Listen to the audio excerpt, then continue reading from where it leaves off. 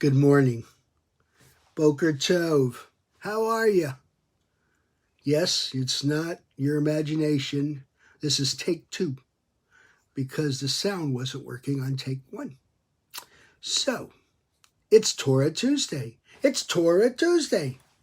And that's good. And that's a good thing. And I'm sorry about take 1, but that's life. Okay? Sometimes you just can't win. What can I tell you? All right. This week, we're talking about Parsha Noah. Good old Noah. Okay, but before we get into Noah and his story, I want to talk about the Tower of Babel. The Tower of Babel, okay? And they said, "Come, let us build us a city, and a tower with its top in heaven, and let us make us a name, lest we be scattered abroad the face of the whole earth." And the Lord came down to see the city and the tower, which the children of men build. Okay.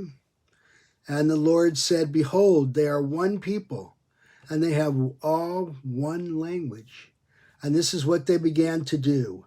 And now nothing will be withholden from them which they propose to do." What's going on here? Well, looks like we're beginning to see God losing his temper. So what's going on? He doesn't like what the people are doing. He doesn't like the way the people on earth are acting. So, what's he going to do about it? Well, since everybody speaks one language and is basically from one family, he's going to scatter them. He's going to make them all speak different languages, and he's going to scatter them. What do you think's going on? I'll tell you what I think is going on. Is the authors, the rabbis, are explaining to us why or how we've got the world population. Why isn't it just one little pocket, right, with a bunch of different people? No, they're explaining how we became the different nations, the different languages, the different peoples. This is their way of explaining it, okay? So, how does that test God's patience? Well, they're corrupt. They're bad people. They're not doing what he wants. They're not acting the way he expected. So what's he going to do? He scatters them, okay? Well, it's a good way of explaining it. I got it. So, that brings us to the Noah story, okay? So, bear with me here, okay? This will all make sense in a second. In this week's Parsha Noah, we meet Noah and his family, and we're told the adventure of the flood. Now, we've all heard the great ark adventure. God tells Noah to build the ark and bring his family and a pair of every animal on the ark. Then God causes the great flood. It rains for 40 days and 40 nights. When the earth dries out, there's no life left except what's on Noah's ark. Then God tells Noah and his family to repopulate the earth and the animals to reproduce. So, why was Noah chosen for this task?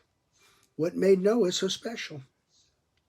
Noah is 600 years old and is a tzaddik. That's a wise and just man.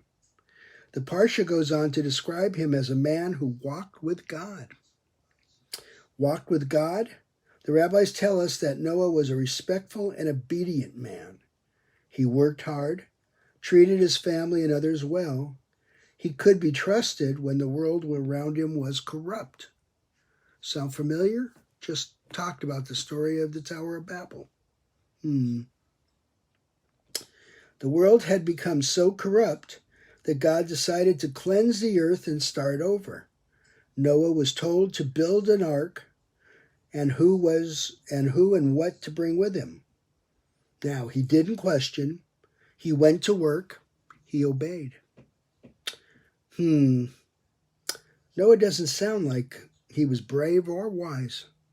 He followed orders. He obeyed. He never asked why. I find a contradiction here. A tzaddik doesn't just blindly follow, does he? Nah.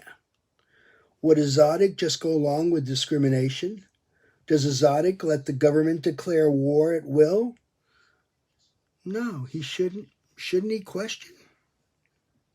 A tzaddik is a wise and just man. So, what was Noah thinking? How many people died in the flood? How many animals died?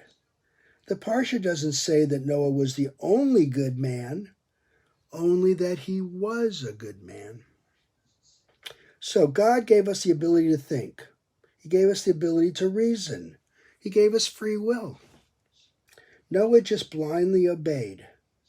So is this the actions of a tzaddik, a wise and just man? You decide. Okay. I hope you learned something. I hope you enjoyed yourself. Because that is the story and I'm sticking to it. I will see you next week for Tuesday, for Torah Tuesday. So, have a good week. It's raining here. I hope it's nice where you are. And I'll see you next Tuesday for Torah Tuesday. All right? All right. Have a good week.